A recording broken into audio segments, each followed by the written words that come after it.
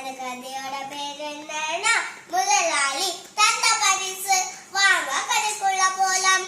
ஒரு ஊர்ல ஒரு இன்ஜினியர் இருந்தாரு. அவரு நிறைய அழகழகான வீடுகளை கட்டினாரு. அப்போ ஒரு நாளைக்கு நினைச்சாரு, இனிமேல் நம்ம வேலையை விட்டு நிறுத்தலாம் நினைச்சிட்டு முதலாளிகிட்ட போய் சொன்னாராம், இனிமேல் நான் வேலைக்கு வரலன்னு சொன்னாராம். உடனே முதலாளி சொன்னாராம், சரின்னு சொல்லிட்டு, ஆனா ஒரே ஒரு வீட மட்டும் நீ கட்டிச்சு போன்னு சொன்னாராம். உடனே சரின்னு சொல்லிட்டு அந்த என்ஜினியரும் ஒரே ஒரு வீட யானோ தானோன்னு கட்டினாராம்.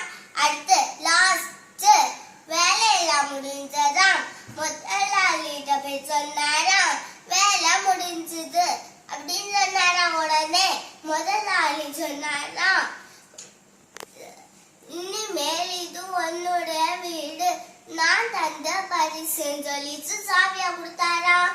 உடனே இந்த இன்ஜினியர் நினைச்சாராம், அடுத்த வீட்டுக்களை எல்லாம் அழகழகா கட்டிச்சு, இந்த வீட மட்டும் யானோ தானோன்னு கட்டினேன்னு நினைச்சாராம்.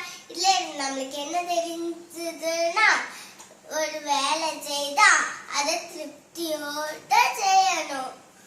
Friends, Nancy.